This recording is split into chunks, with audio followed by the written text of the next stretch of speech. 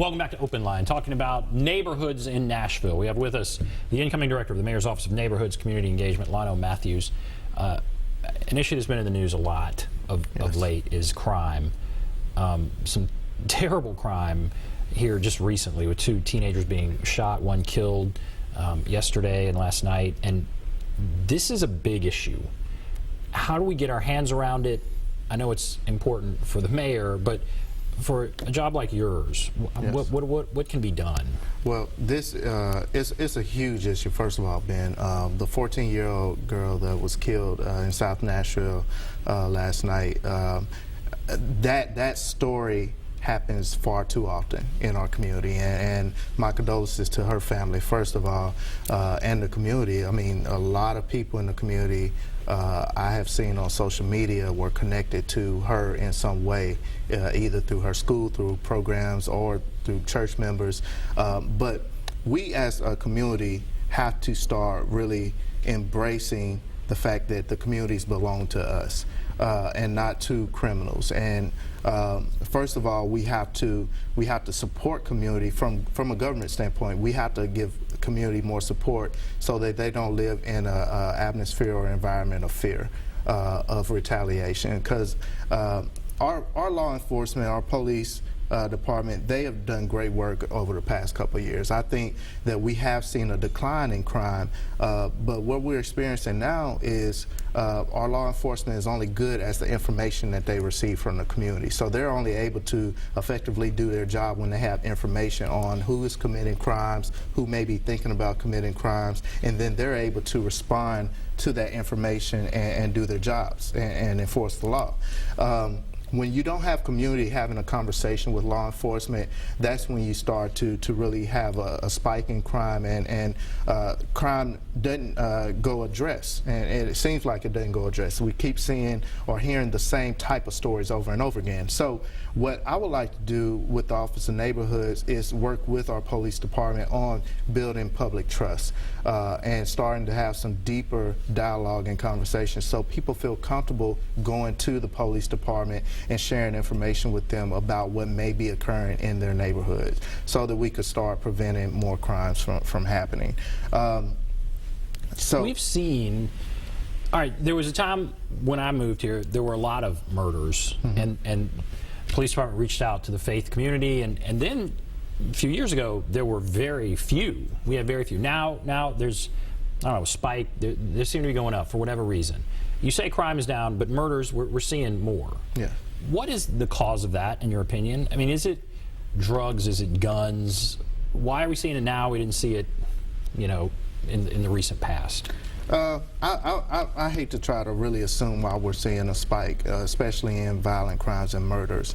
I did ask one of the sergeants at the North Precinct, are we seeing more gang activity, and is that it? And he said that's not really the reason we're seeing this spike. I think some of crime issues are really tied to economics and the opportunity for people to really find viable jobs to be able to support their families.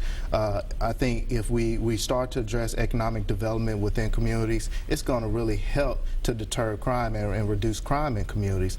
But also coupled with working with law enforcement, I think is a two-pronged approach to really addressing the issue of crime in our communities.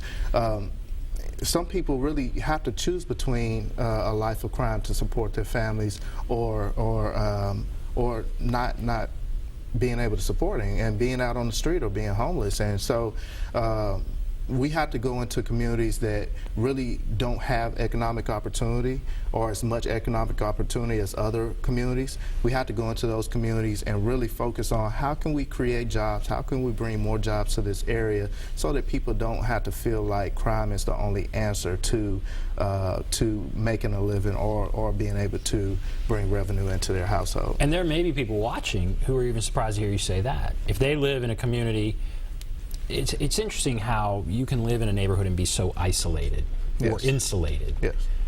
Certainly we hear all the time, Nashville is the it city, we're booming, there's more money here than ever before, there's this huge celebration going on tonight, CMAs, all this money pouring into Nashville.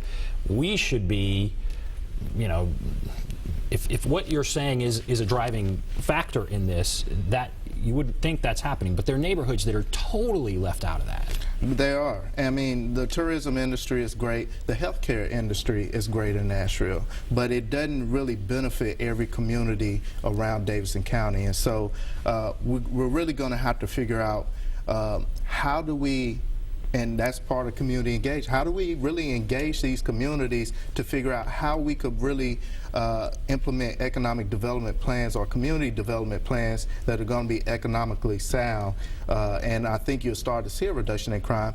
Another factor is we have to make sure the faith-based community is involved in these conversations. Of course, there's a church on every corner, there's synagogues, there's mosques on every corner in our community, and so the faith community is a huge part of being able to reach the community, and a lot of people trust the faith-based community. So if trust is a problem between the community and the police department, maybe the faith-based community could intervene and help to build that trust with our law enforcement so that people feel more comfortable working with the police department to help solve crimes. Let's go to Tiffany. Hello, Tiffany. Yes, I just wanted to say that you took the words right out of my mouth. The reason why we're seeing such a spike in crime and things like this is because people are getting desperate just to be able to afford to live here. And they're turning to crime just to be able to stay here. But what I wanted to talk to you about, my family, he lives in Bordeaux, right there off the China Hospital Road. Yes, ma'am.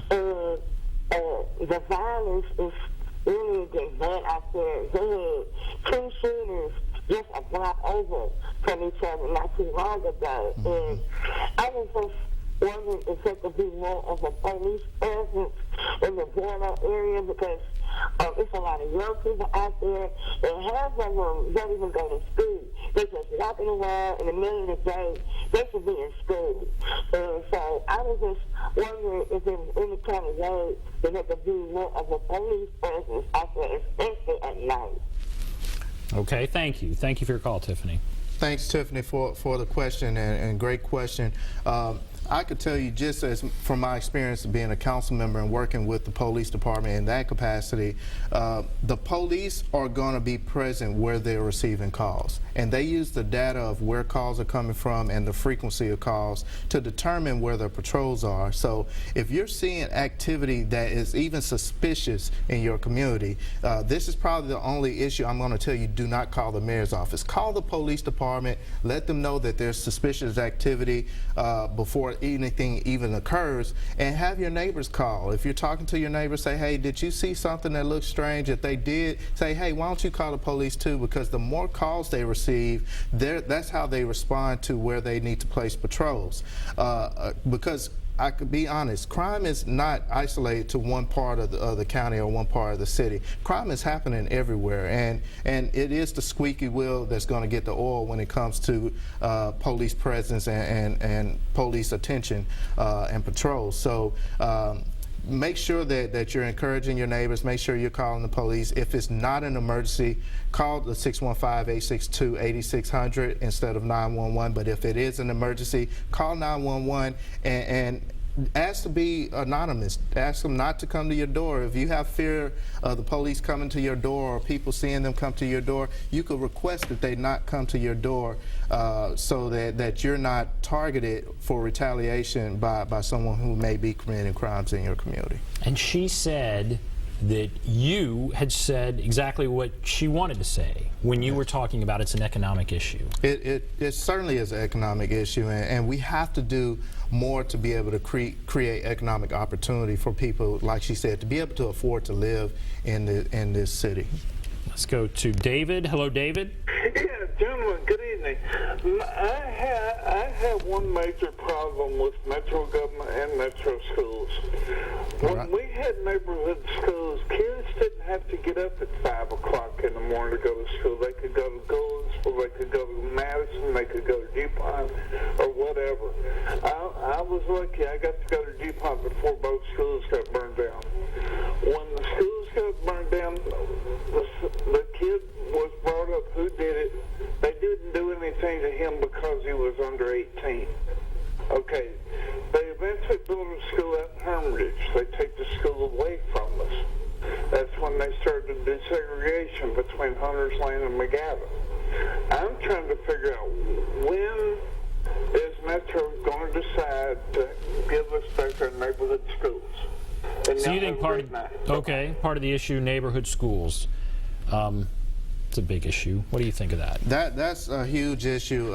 It's a better question for our school board members, and but I can tell you during my time on council that we did have a redistricting plan that was approved by the school board, and so it didn't completely take busing away, but it did start to focus on stop busing students across town to a completely different side of town. So I think that we are starting to put a lot more attention to having our kids go to school closer, because we do want parents to be more involved in the students' education, and it's difficult for a parent to make it to after school activity or PTO meeting if they have to go 20-30 minutes across town to get to the student school. So I think the school board is starting to do some of that. Maybe they could do some more work on it, but it would be a great conversation to have with our local school board and your local school board member in particular.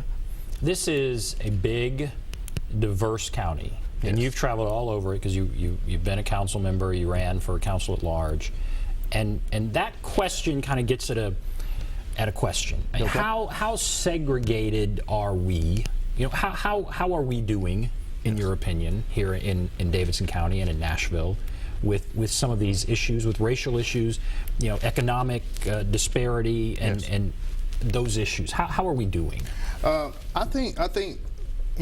think we're doing well. I don't think it's perfect. You know, we do have racial tension in certain areas, but I think most of our segregation that still exists in Nashville and in the city, it's more economically, and we have a lot of classism, and so we have to be very sensitive. That's why we're having the issue of affordable housing. That's why we're having the issue of where do we start to address transportation. When we had the project, the AMP that was proposed, people just questioned the route that it was going to go along because it seemed to benefit the haves more than those that needed to be near transportation. So we need to really address things when we look at diversity. We need to look at economic diversity, and we need to look at who is the most vulnerable, and are the people that are more affluent helping or willing to help and have conversations with those that are vulnerable to make sure that everyone is part of the solution.